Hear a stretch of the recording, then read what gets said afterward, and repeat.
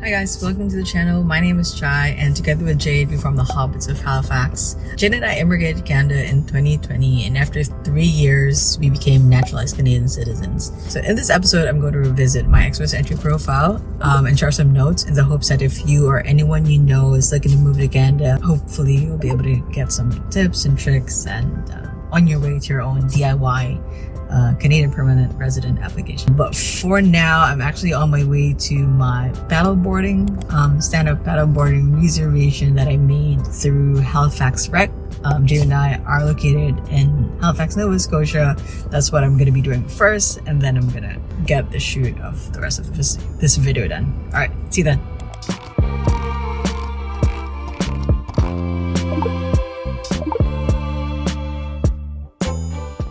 Hey folks, okay, so now finally back from paddleboarding, and let's go back to the topic of revisiting my express entry profile. So I'm going to be discussing a couple of terms here, just dishing them out. If you're not familiar, please take note.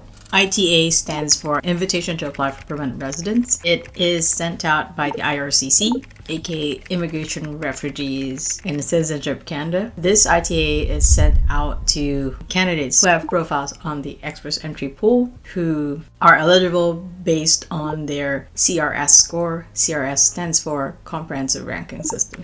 CRS is actually the system that IRCC uses to sort and filter applications, and again based on a candidate's express entry score or CRS score. If the score of the individual is above the cutoff for that draw, then they will get an ITA. So back to my ITA, in April 17, 2019, my score was at the 463 mark. By then I had declined 3 ITAs. How did I get that many ITAs? Basically what I did was I had these tools that is actually available to everybody, and I just used them to make sure that I knew what my priorities were in respect of my goal to move to Canada, get an ITA, and therefore get invited when the express entry rounds of invitation rolled out. So again, the round of invitation, I think they did used to do it twice a month, every 2 weeks. So this is a CRS calculator. There's only one video that I've published so far about it. It was back then in 2020, after finding out that one of my friends had to pay some money to find out if they were eligible or not. If you're someone who's penny pinching or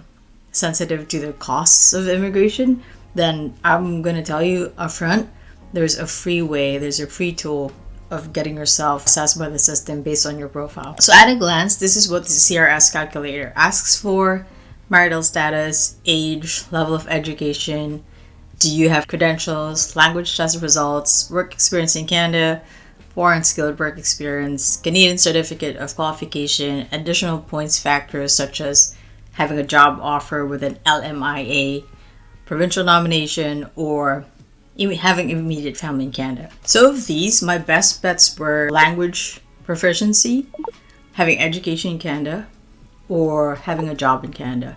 I couldn't go back in time and still be 25. I could, but I wouldn't ask my siblings to go to Canada ahead of me so that I could get points for having siblings in Canada. And frankly, because again, cost efficiency was my main goal in this application, I wasn't gonna lean towards going to Canada on a study permit. It would have been too expensive for me. But again, it's different cases for everybody. Just that in my case, coming to Canada through a study permit and then doing the 5 years wait to citizenship, that wasn't plan A at all. So I tightened the screws on my application and focused on my IELTS score. If I got a 7 across all the 4 language skills, speaking, listening, reading, and writing, I would have just gotten 393. But if I aimed for the top marks, I would get 469. So that is based on my profile back then when I was starting my express entry profile. So having known this, I did do more digging, which is when I found the express entry rounds of invitation. It's basically just a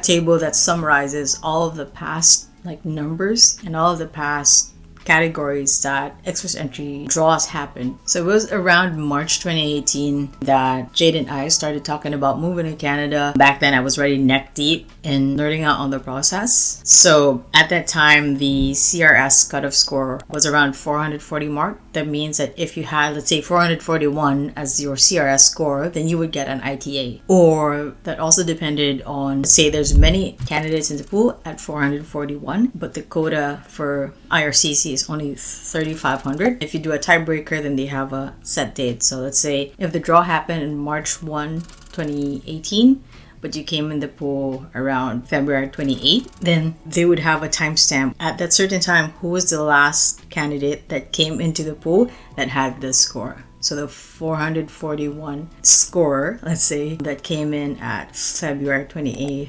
at 10:59 p.m., if that was a tie-breaking rule, then that guy, that girl that came in, would get that last ITA available. So if I perform on the IELTS and I got 469 and the cutoff score was hovering at 440, that means I really had a great chance at getting an ITA.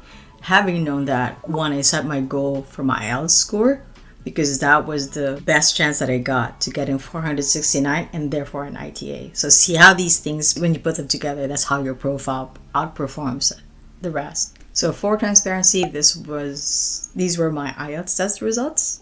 And again, because I was doing everything DIY, we didn't hire a consultant or an agent. Even our IELTS preparation was actually just do it yourself. Jade and I would have just done IELTS prep through FaceTime, or I think Line was it. And then we would just hop on a call and practice together. So I entered the Express Entry Pool late August 2018. So this is my ITA right here. That's the very first one. And then I declined at the 60-day mark. And then I got another one in October, and then declined that again, another one in December, and then I declined it again. I took myself out of the pool afterwards because I was scared of getting flagged by declining too much.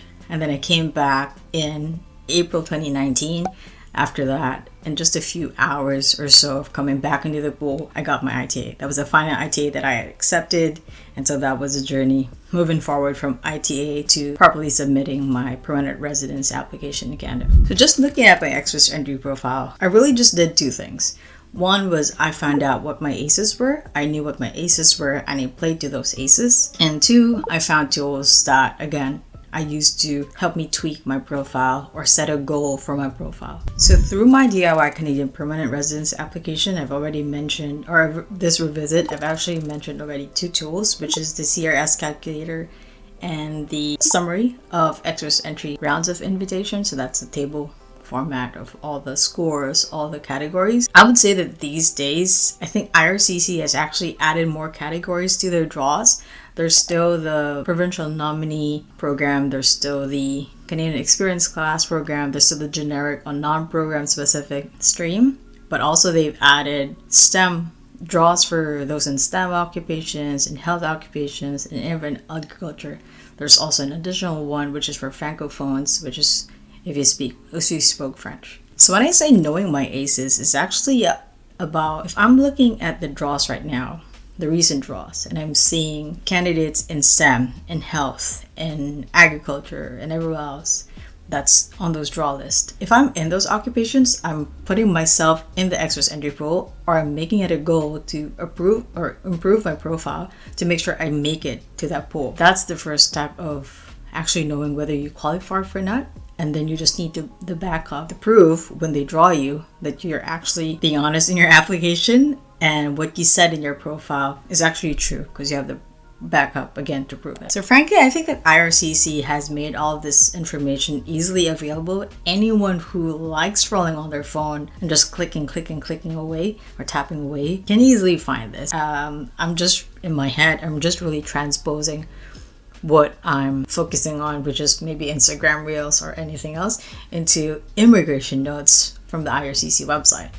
So there you have it, my Express Entry profile, the scoring or the selections that I made on the CRS calculator. It was really the selections that I made back then when I was trying to figure out how to improve my profile for Express Entry. I do hope that you did pick up some notes and some tips and tricks for you or someone you know is deciding to move to Canada. It can be a more cost-efficient approach, but it's really just about, again, finding finding these tools that I've mentioned, using them, and using your ACEs. Yeah, so hopefully it helps. And thank you for watching. I'll see you in the next video.